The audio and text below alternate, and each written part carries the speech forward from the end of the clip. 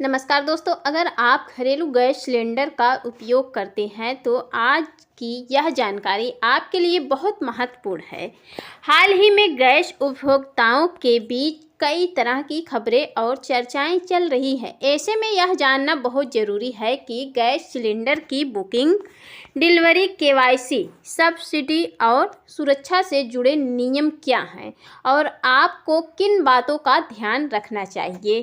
तो यहाँ पर जान लेते हैं। सबसे पहले बात करते हैं कि गैस सिलेंडर की बुकिंग की आज के समय में लगभग सभी गैस कंपनियां डिलीवरी सुविधाओं को बढ़ावा दे रही हैं। इसीलिए यदि आपको गैस सिलेंडर बुक कराना है तो आप अपनी गैस कंपनी के आधिकारिक मोबाइल ऐप पर, वेबसाइट पर ग्राहक सेवा नंबर या पंजीकृत मोबाइल नंबर के माध्यम से बुकिंग कर सकते हैं। इससे आपकी बुकिंग का रिकॉर्ड भी सुरक्षित रहता है और आपको समय पर जानकारी भी मिलती रहती है। अब बात करते हैं कि गैस सब्सिडी की जिन उपभोक्ताओं की सब्सिडी का लाभ मिलता है उनके लिए यह ज़रूरी है कि उनका बैंक खाता, आधार और गैस कनेक्शन की जानकारी सही और अपडेट हो। यदि किसी उपभोक्ता की जानकारी में त्रुटि है या लिंकिंग पूरी नहीं है तो सब्सिडी का भुगतान बाधित हो सकता है। इसीलिए समय समय पर अपनी गैस एजेंसी और बैंक में जानकारी की जांच आवश्यक करें। दोस्तों, गैस सिलेंडर लेते समय सुरक्षा सबसे महत्वपूर्ण होती है। जब भी आपके घर सिलेंडर की डिलीवरी हो तो सिलेंडर की सील आवश्यक जांचें। यदि सील टूटी हुई हो तो या किसी भी प्रकार की गड़बड़ी दिखाई दे रही है तो तुरंत डिलीवरी कर्मी को सूचित करें और सिलेंडर स्वीकार ना करें। साथ ही सिलेंडर के वजन और उसकी स्थिति पर भी ध्यान दें।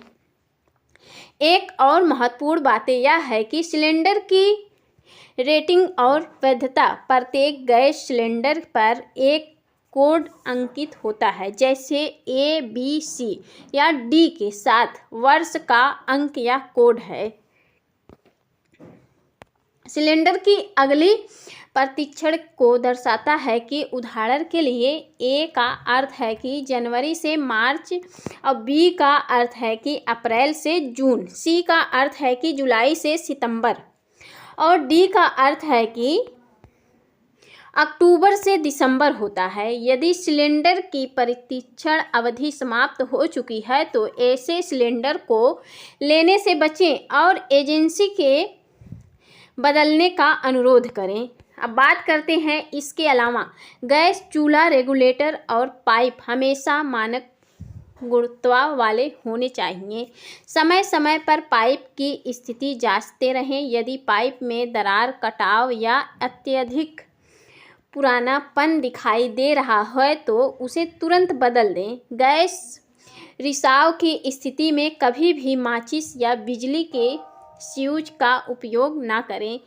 सबसे पहले रेगुलेटर बंद करें, दरवाजे और खिड़कियां खोलें तथा आवश्यकता पड़ने पर गैस एजेंसी या आपातकालीन सेवा से संपर्क करें। अब बात करते हैं कि केवाईसी की। कई गैस कंपनियां समय समय पर उपभोक्ताओं की पहचान सत्यापित करने के लिए केवाईसी अपडेट करने की सलाह देती हैं। यदि आपको गैस एजेंसी या कंपनी की ओर से केवाईसी अपडेट करने का संदेश प्राप्त होता है तो समय पर आवश्यक प्रक्रिया पूरी कर लें। इससे भविष्य में बुकिंग और अन्य सेवाओं में किसी प्रकार की परेशानी नहीं होगी। डिलीवरी के समय OTP प्रणाली भी काफ़ी महत्वपूर्ण हो गई है। कई क्षेत्रों में गैस सिलेंडर की डिलीवरी OTP सत्यापन के बाद ही पूरी मानी जाती है। इसीलिए अपना OTP किसी अनजान व्यक्ति को कभी भी ना बताएं। केवल तभी OTP बताएं जब सिलेंडर वास्तव में आपके घर पहुंच चुका हो, आपके हाथ में मिल चुका हो और आप डिलीवरी की पुष्टि कर रहे हों। दोस्तों, घरेलू गैस सिलेंडर का उपयोग केवल घरेलू कार्य के लिए ही किया जाना चाहिए। यदि कोई व्यक्ति घरेलू सिलेंडर का उपयोग व्यावसायिक कार्य, होटल, ढाबा या अन्य व्यवसाय में उपयोग करता है तो यह नियमों का उल्लंघन माना जा सकता है। जैसे कि किसी दुकान या ढाबा या होटल में कहीं पर भी इसे यूज कर रहा है तो ये उल्लंघन माना जाएगा। ऐसे मामलों में संबंधित अधिकारियों के द्वारा कार्रवाई भी की जा सकती है।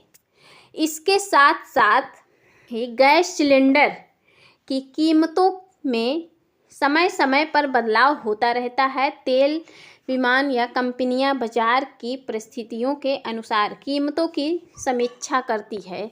अब बात करते हैं, इसीलिए किसी भी नई कीमत या बदलाव की जानकारी के लिए हमेशा आधिकारिक स्रोत पर भरोसा करें और सोशल मीडिया पर चल रही पोस्ट या खबरें पर तुरंत विश्वास ना करें। अब सबसे पहले महत्वपूर्ण बात करते हैं, गैस सिलेंडर हमारी सुविधा के लिए है, लेकिन सुरक्षा के नियमों का पालन करना हमारी जिम्मेदारी है। सही तरीके से बुकिंग करें, समय पर KYC अपडेट रखें, सिलेंडर लेते समय उसकी जांच करें, OTP सुरक्षित रखें और किसी भी प्रकार की समस्या होने पर तुरंत अपनी गैस एजेंसी से संपर्क करें। उम्मीद है कि यह जानकारी आपके लिए उपयोगी रही होगी। यदि आपके परिवार में भी किसी भी का गैस या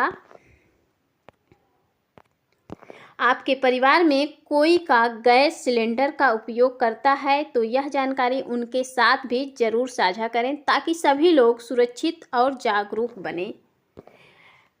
फिर मिलेंगे एक नए वीडियो में, तब तक के लिए जय हिंद, जय भारत, वंदे मातरम।